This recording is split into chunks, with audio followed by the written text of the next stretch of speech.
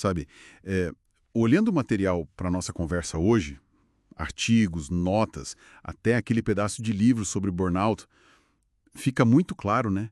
Aquela tensão comum, a dificuldade que muita gente tem em dizer não. Exato. Aquela sensação de agenda lotada, sabe? Cheia de coisa que não traz alegria de verdade. E aquele sim que sai meio no automático, né? Mas depois fica um gosto amargo. Sim. E uma das fontes que a gente viu até falava dessa crença, né? Que ainda persiste de que impor limites é egoísmo. Pois é. Então, acho que a nossa missão aqui hoje é justamente mergulhar nisso. Sabe? Tirar o essencial desses materiais sobre limites saudáveis, Boa. entender por que eles são tão importantes, não só para a paz da gente, mas, como uma pesquisa apontou, até para fortalecer os relacionamentos, o que parece contraintuitivo para alguns. Totalmente. A ideia é sacar o que são esses limites, por que custa tão caro não ter, e como dizer esse não de um jeito eficaz, né? Isso. Começando pelo básico, então. O que são limites, afinal? Com base no que a gente leu, teve um artigo que usou uma metáfora ótima, né? Da cerca. A do jardim, eu adorei essa. Isso. A cerca em volta de um jardim definindo o que está sob nosso cuidado. Nosso tempo, energia, emoções. Sim, e essa definição já ajuda a quebrar uns mitos, né? Que apareceram bastante nos textos. Primeiro, limite não é egoísmo. É autocuidado básico, como uma psicóloga lá dizia. Essencial. Para não secar a fonte, né? Exato. Segundo, não é punição. Não é ameaçar. É mais proteger o próprio bem-estar. Tipo, olha, para nossa relação funcionar, para mim, preciso que isso mude, senão vou ter que me afastar um pouco. Faz sentido. E o mais importante, talvez, não são muros, não são rígidos, permanentes. Tem portões, são flexíveis. Se adaptam, né? Adaptam-se às situações, às pessoas. Isso. E a gente viu também a variedade, né? Limites emocionais para não ficar carregando o problema dos outros. Nossa, isso é difícil. Muito. Limites de tempo para proteger a agenda. Físicos do nosso espaço pessoal. E até de comunicação, sabe? Sobre como a gente espera ser tratado. Aquele artigo sobre assertividade falou bem disso. E quando faltam esses limites? Nossa, as consequências que os materiais mostraram são pesadas.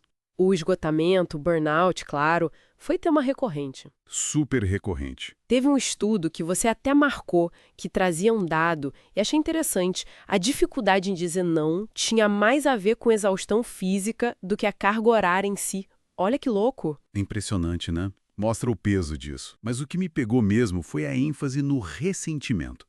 Uma das fontes falou que cada sim, que devia ser não, vira tipo uma sementinha de amargura. É uma imagem forte, né? Muito. E vai minando a relação por dentro. Junta isso com a perda de identidade, quando a gente se molda tanto ao outro que esquece quem é. E as relações ficam superficiais, né? Não tem como ter conexão de verdade assim. O custo é altíssimo. E esse ressentimento, ele age no silêncio, né? Como um veneno lento mesmo, minando a confiança. Aquele sim falso. Ele cria uma dinâmica que não é real. Impede a intimidade, que precisa de autenticidade, de respeito. Isso ficou bem claro naquele capítulo sobre relações saudáveis. Tá, então, como é que a gente desenvolve essa habilidade? Porque parece um desafio enorme para muita gente, dizer não. É um músculo para exercitar, né? Sim. Uma sugestão prática que eu vi num dos guias foi a tal da auditoria de ressentimento. Ah, essa é boa. Olhar para trás, sabe? Identificar onde a gente sentiu irritação, sobrecarga. Esses sentimentos são um alarme, né? Indicam que um limite ali pode ter sido ultrapassado. Exatamente. Funcionam como um sinalizador interno. E para comunicar o não em si, aquela fórmula do não positivo apareceu em mais de um lugar com as variações. Sim, eu vi também. Basicamente, a ideia é, primeiro, validar a pessoa ou o pedido. Algo como, puxa, é obrigada por lembrar de mim, ou entendo que você precise disso. Reconhecer, né? Isso. Depois, comunicar o não de forma clara, mas gentil. mas neste momento não vou conseguir me comprometer. Ou, mas não tenho disponibilidade agora. Direto ao ponto, mas sem agressividade. Exato.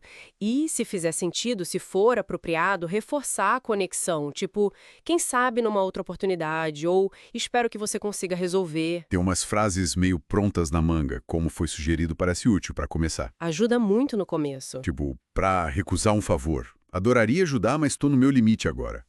Ou um convite. Obrigado pelo convite, dessa vez não vai dar para ir. Simples, direto. Ou para ganhar tempo, né?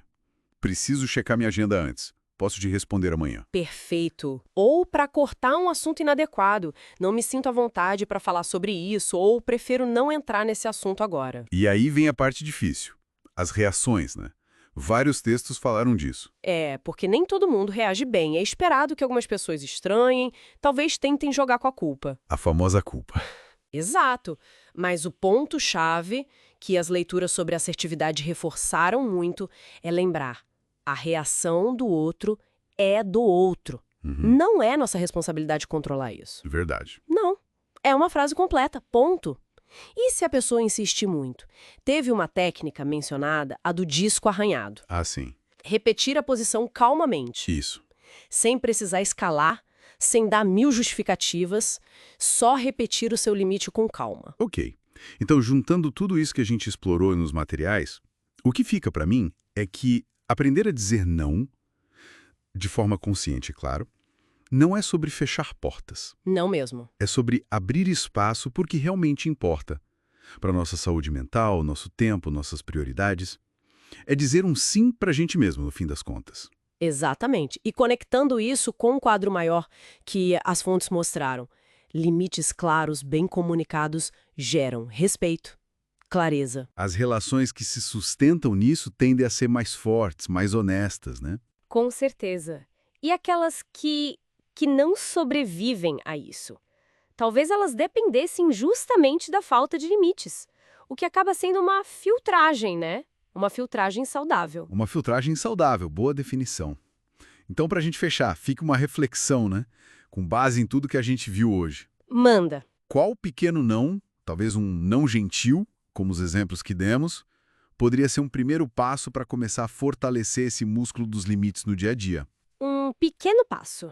E em qual relacionamento talvez introduzir um limite claro poderia, quem sabe, trazer mais respeito e mais autenticidade para essa conexão? Fica aí para pensar.